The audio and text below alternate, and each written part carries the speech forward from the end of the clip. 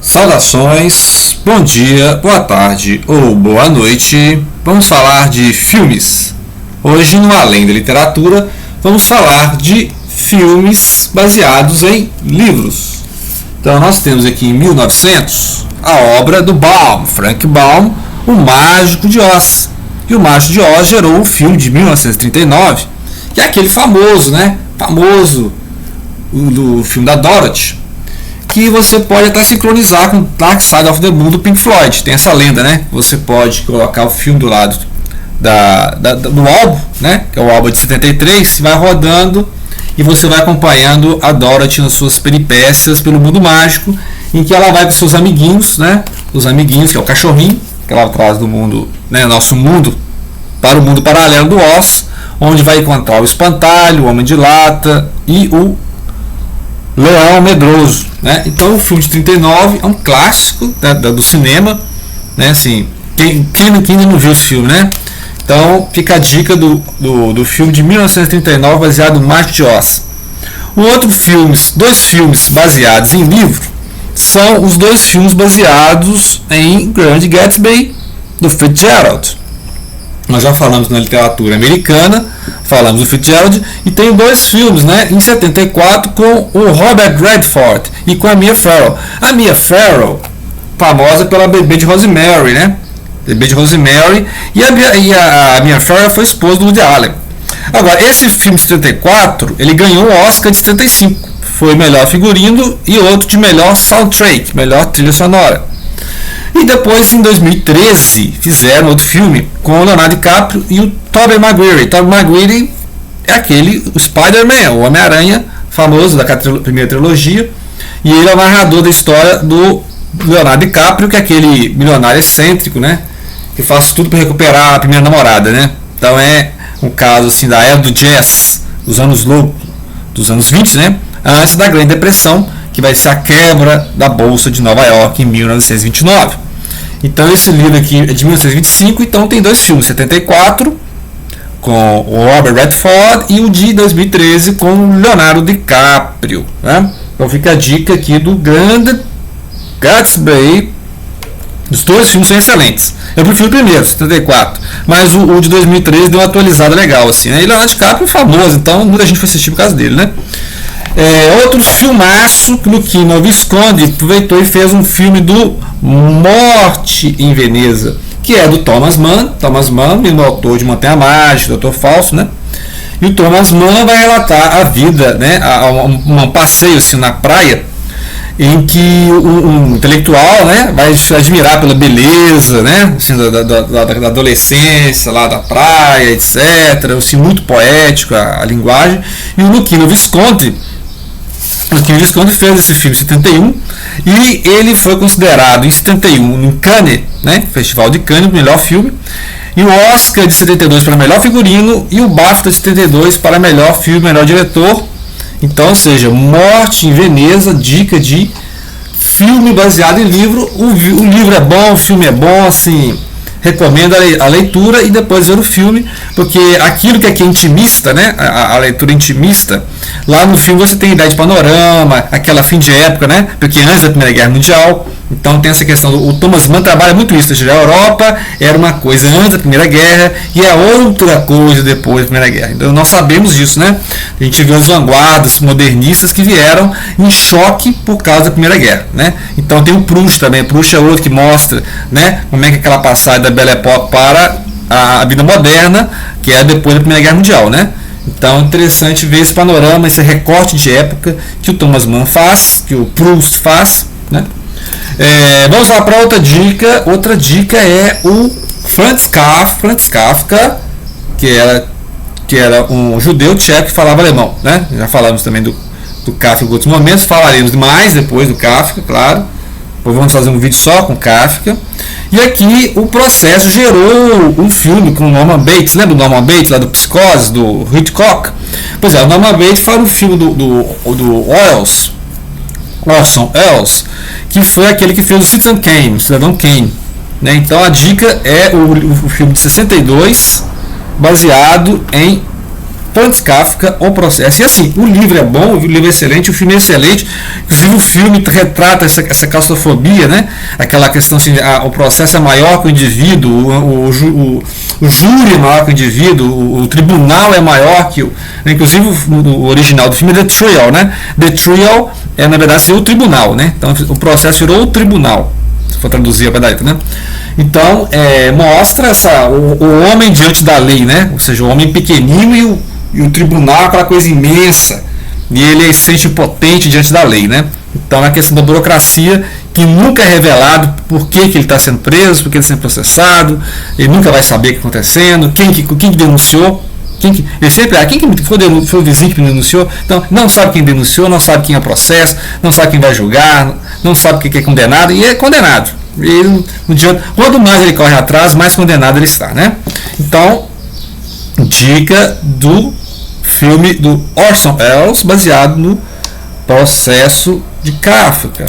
Próximo livro, Admirável Mundo Novo, de 1932, do Aldous Huxley. E tem um filme dos anos 80, muito interessante, assim. Não vou dizer que o filme é melhor que o livro, mas tem umas particularidades. Inclusive quando mostra a clonagem, né? Então a questão da clonagem é mostrada no filme, né? Ou seja, as separações em castas, né? O A, B, C, gama, tal, né? Delta, gama, etc.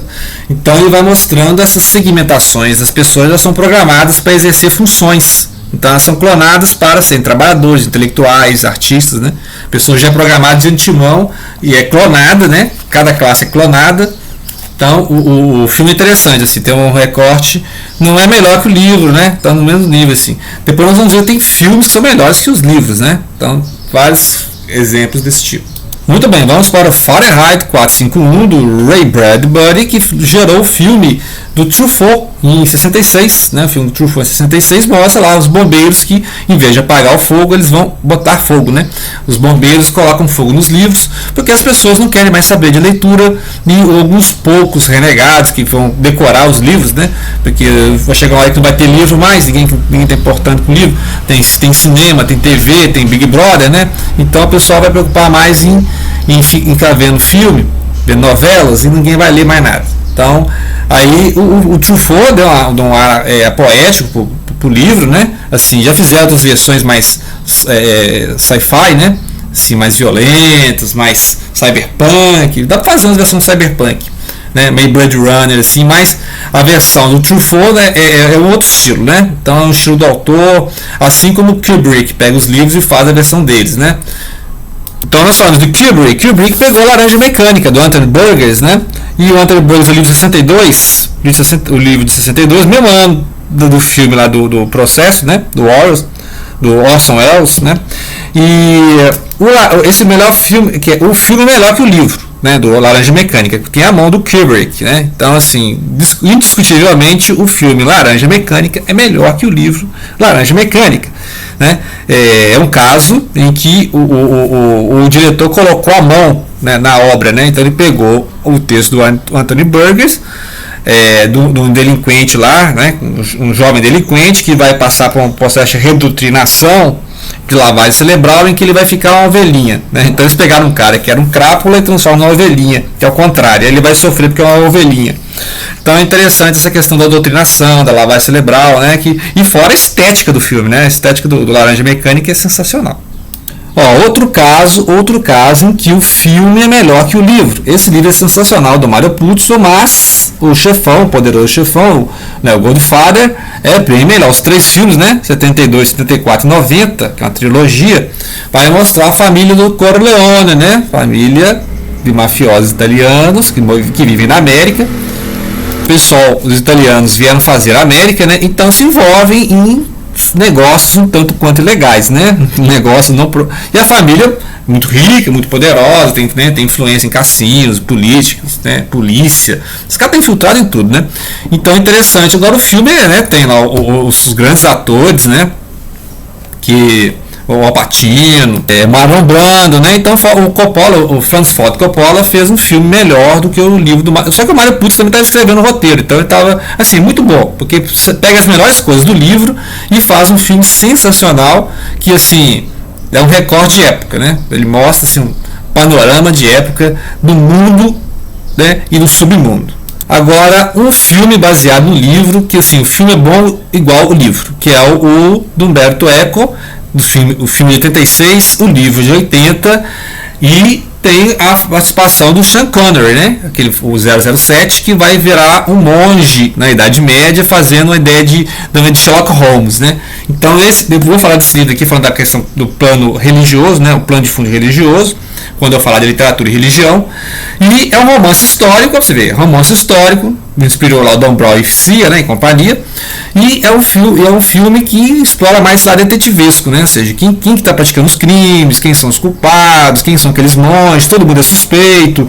Aí aparece a Inquisição e vai enquadrar todo mundo, né? Então tem o papel da Inquisição, que naquela época mandava, desmandava, né? Todo mundo sabe a história das bruxas e tal. Então não é só as bruxas, não. Qualquer pessoa, qualquer cidadão que fosse chamado de herege está ferrado, né? Você estava em maus lençóis. Então, ou seja, a Inquisição tinha um certo poder, e quando fala Inquisição todo mundo tem medo, né? Então é igual a SS, assim, o filme de nazista, falar SS todo mundo já arrepia. Então, se um cidadão comum fosse denunciado pelo vizinho para a Santa Inquisição como herege, pessoa herética, já era investigado. Então imagina que investigação, né? Aí seria que a investigação igual do processo lá. O cara, quanto mais tenta se explicar, pior fica, né? Então é claro que o filme dá um painel assim, mais sombrio, né? Mas noir, um filme medieval noir, assim, que lembrar que os filmes noir são de detetive, né? Então, fizeram uma pegada boa, assim. E O Nome da Rosa é uma obra-prima, né? Não precisa nem explicar muito. É uma obra-prima, tem que ler, tem que ver o filme. Indicação sensacional. Outro filme tão bom quanto o livro é a versão que fizeram em 1984 sobre 1984 do George Orwell, né? E em 84 aquela ideia do totalitarismo total, né? Totalitarismo total, ou seja, não há nenhuma fuga para o indivíduo, tudo é fechado, tudo é trancado, ele não tem acesso, né, aos poderes, tudo é hierarquizado, né? E depois chama de socialismo o negócio, né? Então é um fascismo chamado de socialismo, que é aquele Ingsoc, né, o socialismo inglês, que é uma utopia, né, uma distopia, né, porque igual o Admirável Mundo Novo, uma distopia. O que é distopia? Eles pegam a utopia e invertem. Então aquele mundo maravilhoso que as utopias prometem, a distopia vai lá e inverte a coisa, né? Então o George Orwell, que era um socialista, né? Lutou na Guerra Civil Espanhola contra os fascistas e tal. Então ele fez uma obra mostrando que, olha gente, se não tomar cuidado, a esquerda vai virar o próximo fascismo, né? E há elementos na esquerda que geram fascismo, então um fascismo de esquerda. Ele faz essa crítica. Aí depois que os liberais americanos pegaram as obras do Orwell e vendem o Orwell como um liberal, né? Olha, o Orwell, né, é uma espécie de Hannah Arendt que é contra totalitarismo. Só que o Orwell era um socialista, né? Então ele era um cara de esquerda, sempre foi de esquerda.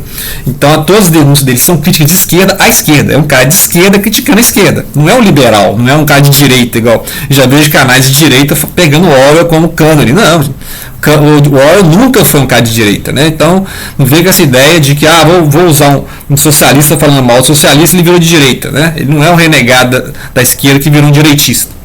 Mas o filme mostra isso, os perigos de um sistema totalitário em nome de um socialismo. Porque toda a classe fala, olha, estamos aqui trabalhando pelo socialismo, só que o socialismo só existe ali para alguns poucos, para os partidos, né? O partido da classe, a casta dirigente.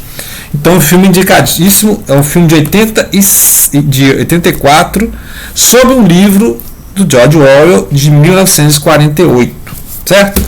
Próxima indicação é o mais moderno, é um livro de 95, e que fizeram um filme em 2008. Fernando Meirelles, né, fez um filme, o Meirelles do Brasil, que é baseado no ensaio sobre a cegueira, livro sensacional, né, em que há uma cegueira branca invadindo o mundo e as pessoas voltam à barbárie. Basta perder a visão para voltar à barbárie. Então mostra, é uma distopia também, é um mundo completamente às cegas, né? Então um ensaio sobre a cegueira e mostra como é que o ser humano é. Ou seja, a civilização é um pequeno verniz sobre a racionalidade, sobre a barbárie, né? Então o filme é sensacional, o livro é sensacional, então vale ler o livro e depois ver o filme. Vale ler o livro e depois ver o filme, não ao contrário, né? Eu li o livro antes, vou reler o livro e vi o filme, então assim, eu acho que melhor ler o livro e depois. Agora, o Nome da Rosa, você pode fazer duas coisas, você pode ver o filme para ver o livro, Mas isso aqui, né? Apesar que ler o livro Nome da Rosa é bom também, porque. Mas o filme se justifica. Você pode pegar o filme e ver se. Mas isso aqui é interessante. Você lê o Saramago e depois você vê o filme do Fernando Meirelles. Então essas são as dicas. E se tiverem mais dicas aí, mandem aqui nos comentários, que aí eu faço mais. Né? Esses são os filmes que eu gosto, os livros que eu gosto, né? Mas podem ter outras listas de filmes e livros, né? E tem menções honrosas, podem fazer aí nos comentários. Agradeço a atenção e até a próxima.